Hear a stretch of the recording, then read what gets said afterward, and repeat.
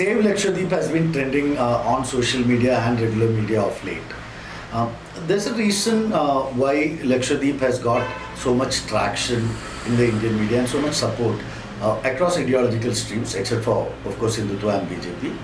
Uh, and this, with all support for the human rights and political liberties of people of Lakshadweep, it is very important to understand or place the discourse why Lakshadweep has got attraction which Kashmir or Northeast hasn't got.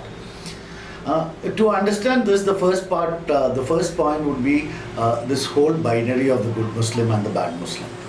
The islanders have been conveniently classified as good Muslims, those who are peaceful and all of that, without any reference to their past or their culture or their tradition or their demographics or any such thing.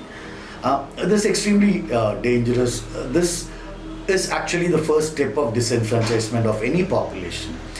Unlike what has been portrayed in both social and mainstream media in the last few days, what one actually, if one looks at Lakshadweep, it has had a very brilliant, diverse history over a period of time. Despite the smallness of the geographic area, Lakshadweep has been a melting pot of cultures, languages and peoples. So the three main languages that is spoken in Lakshadweep is, one is supposed to be Malayalam, but this Malayalam is basically has a lot of Arabic and Tamil influence in it.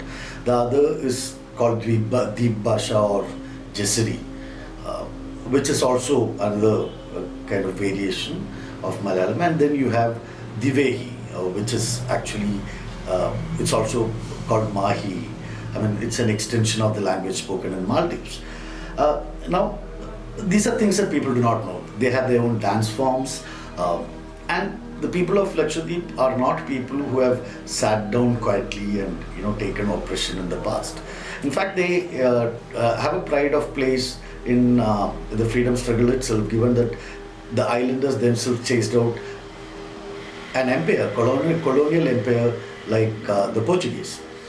Now, so what we are dealing with are not this helpless lot of people. Even in the modern times, when the NRC-CAA, anti-NRC-CAA agitations were going on at its peak, the islanders were very vocal, and they have always been politically very vocal in sort of expressing their opinion and having their own opinion.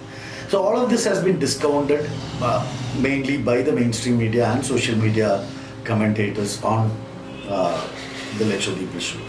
The other fallacy that has been doing the round is about Lakshadweep being 99% Muslim. It is not 99% Muslim. There are around 96 to 97% Muslims and around 3% Hindus. But what is interesting about this demographics is that the presence of BJP in Lakshadweep is very minimal. So and of late, the number of votes that BJP has polled has been coming down.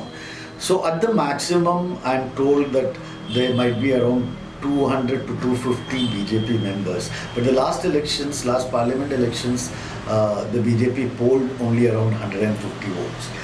So what we are looking at is a space which has sort of kept the Hindutva politics completely out of its real. And given that it is away from the mainland but not too far away, so it's also and sparsely populated. The entire island, the entire archipelago has a population of roughly around 65,000.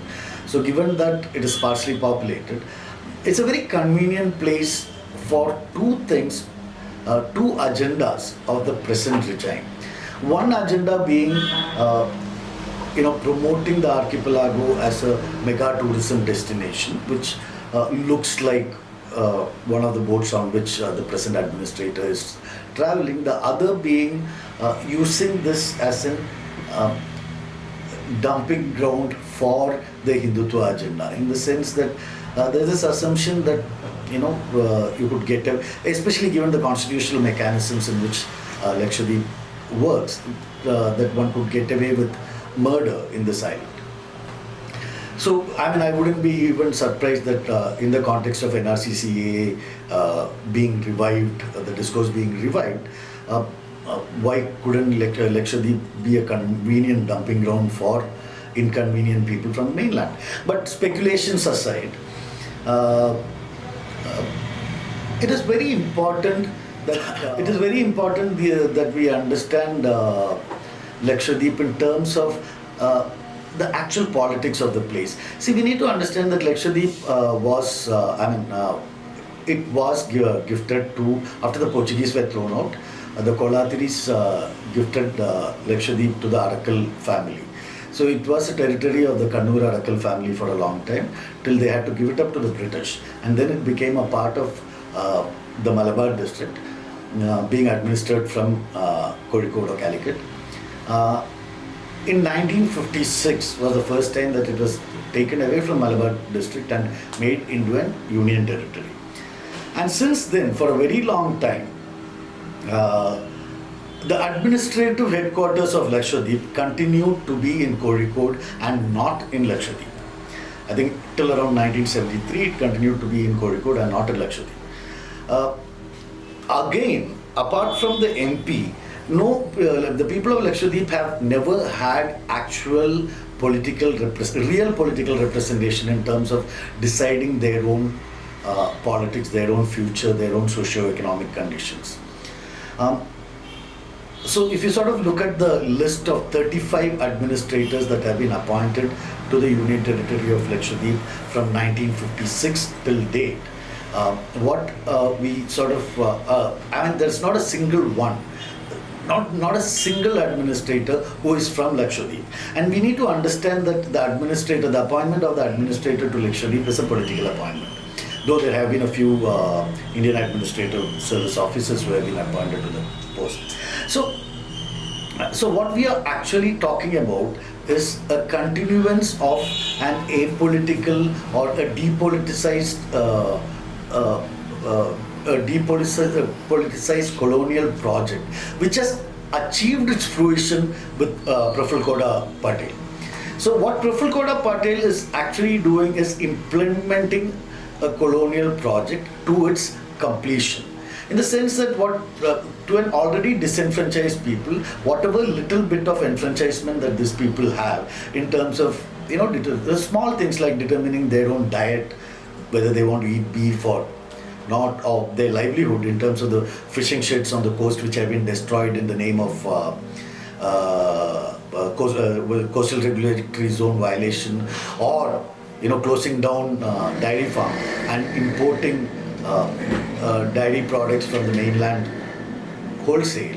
It is very fascinating how this is the fruition or the completion of a larger colonial project which has started much before the Hindutva. Hindutva is just riding that wave in a very convenient fashion.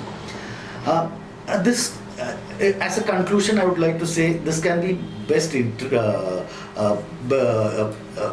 best indicators for this would be the two major cases, writ petitions that have been filed in the Kerala High Court with regard to Lakshadweep. One has been filed by a Congress politician, and the other, which is from Lakshadweep itself. But both of them are not challenging the constitutional provisions that make Lakshadweep, along with, the only other union territory which is equally only other two union territories which are equally disenfranchised are Andaman and Dadar Nagar, Daman, Diu, Dadar Nagar and Haveli.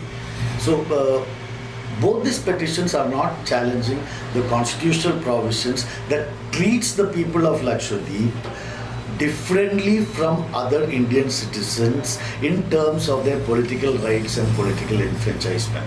Both of them are limited in the scope in terms of questioning the validity of the new administrative reforms and the draconian PASA that has been implemented in the islands. So essentially the question now, the focus now should actually go to the fundamental question, and the fundamental question is how much political rights have the islanders enjoyed over a period of time and what would be the fruition of that political rights in light of the situation that their political representation is limited to a single MP in the parliament. And unless we address that, the other questions are just very superfluous, and they're just symptoms and they are not the disease. The disease essentially is colonialism. The disease is lack of political rights of the people of Lakshadweep, and which is not, like I repeat, this is not just with Hindutva, this has been a continuing process. It's just that Hindutva is having the impunity to complete the process and disenfranchise and deculturize the people of Lakshadweep. The mainstream discourse hates it a lot because we are talking about Lakshadweep without the layers and nuances of what the Lakshadweep, the island communities own or exhibit. Thank you very much.